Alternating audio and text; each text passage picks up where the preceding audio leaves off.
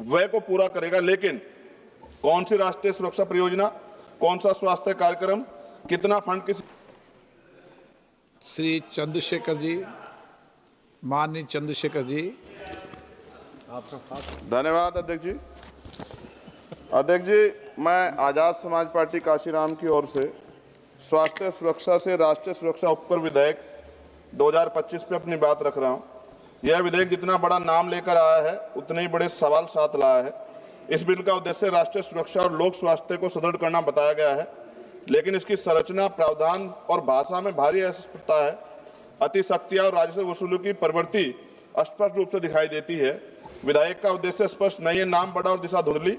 सरकार कहती है कि उपकर राष्ट्रीय सुरक्षा और लोक स्वास्थ्य पर व्यय को पूरा करेगा, लेकिन कौन सी राष्ट्रीय सुरक्षा परियोजना, कौन सा स्वास्थ्य कार्यक्रम, कितना फंड किस योजना को मिलेगा, किस मंत्रालय को कितना आवंटन होगा, विधेयक में एक भी ठोस उल्लेख नहीं। इससे यह उपकर विषय वस्तु के बिना नाम मात्र का कर बनकर रह जाता है। अध्यक्ष जी, विधेयक स्पष्ट कहता है कि उपकर का पैसा कंसोलिडेटेड फंड और ऑफ इंडिया में जमा होगा। इसका अर्थ है पैसा किसी भी सामान्य सरकारी खर्च में मोड़ा जा सकता है। ना संसद में स्पष्ट हिसाब मिलेगा, ना जनता को पता चलेगा कि स्वास्थ्य या सुरक्षा पे कितना पैसा लगा है। यदि पैसा कहीं भी जा सकता है तो इस उपकर का नाम स्वास्थ्य सुरक्षा क्यों? उत्पादन आधारित उपकर, उद्योग पर भारी प्रहार।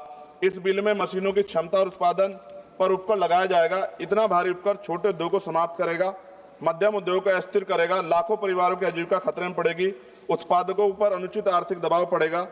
क्या सरकार उत्पादन और उद्यमियों को दंडित करना चाहती है बिल लाकर?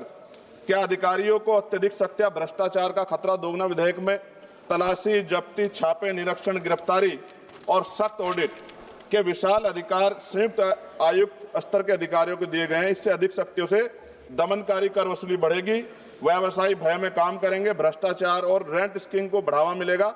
इतिहास गवाह कभी अत्यधिक दमन से न अनुपालन बढ़ता, न राजस्व।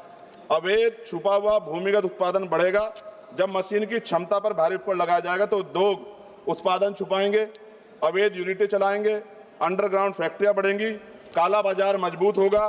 और WHO के अनुसार GST सेस बढ़ने के बाद अवैध बाजार में 13,000 करोड़ तक दुगना हुआ है। क्या सरकार वही गलती दोहराना चाहती है? नशीले उत्पादों की मांग कीमत बढ़ने पर भी नहीं घटती। अध्यक्ष जी, पान मसाला जैसे उत्पाद एडिक्टिव है। कीमत बढ़ने से इनके उपभोक्ता कम नहीं होते, बल्कि गरीब लोग सस्ते, मिलावटी, जहरीले, काला बाजार उत्पाद खरीदते हैं। स्वास्थ्य जोखिम में बढ़ता है, सरकारी अस्पतालों पर बोझ बढ़ता है, समाज में दीर्घकालिक नुकसान होता है। क्या यह स्वास्थ्य सुरक्षा या स्वास्थ्य संकट है? राज्यों को उनका संवैधानिक हिस्सा न मिलना, इससे उपकर नॉन डिविजिबल है। इसका अर्थ है राज्यों को इसमें से ₹1 का भी हिस्सा नहीं मिलेगा। केंद्रवाद बढ़ेगा, राज्यों की वित्तीय स्वायत्तता कमजोर होगी, विकास योजना पर प्रतिकूल प्रभाव पड़ेगा। राज्यों का हक क्यों छीना जा रहा है? अध्यक्ष जी, विधेयक को संसदीय परीक्षण से बचाकर जल्दी पारित करने की कोशिश गलत। इतना महत्वपूर्ण और व्यापक प्रभाव वाला विधेयक उद्योग, उपभोक्ता, राज्यों, कर प्रणाली, आर्थिक गतिविधि सभी को प्रभावित करता है। निष्कर्ष जी, यह विधेयक देश हित में नहीं, राजस्व हित में है। और माननीय अध्यक्ष जी, सभी तथ्यों को देखते हुए स्पष्ट है यह विधेयक अस्पष्ट है, अनियंत्रित है, शक्तियां देता है, उद्योग विरोधी है, अवैध बाजार बढ़ाएगा, गरीबों को नुकसान पहुंचाएगा, राज्यों के अधिकार छीनता है और उपकर प्रणाली को अविश्वसनीय बनाता है। हमारी स्पष्ट मांग है विधेयक को तत्काल प्रवर समिति, स्टैंडिंग कमेटी को भेजा जाए, उपकर की दर, उपयोग और पारदर्शक ठोस प्रावधान शामिल किया जाए, कर अधिकारियों की शक्तियों को सीमित और जवाबदेह बनाया जाए, उपकर राष्ट्रीय स्वास्थ्य व राष्ट्रीय सुरक्षा पर व्यय हो, इसका कानूनी प्रावधान अनिवार्य किया जाए। इन्हीं शर्तों के साथ इस बिल का मैं विरोध कर संशोधन सहित पुनर्विचार की मांग करता हूं। अध्यक्ष जी, अंत में इस बिल को पढ़कर मुझे ऐसा लग रहा है कि देश की सुरक्षा में अब अत्याधुनिक हथियारों की नहीं, पान मसालों की ज्यादा जरूरत है। और हर चौराहे पे खड़े होने वाला व्यक्ति कहेगा कि देश की सुरक्षा में सबसे बड़ा योगदान उसका है। धन्यवाद अध्यक्ष जी। जय भीम, जय भारत, जय संविधान।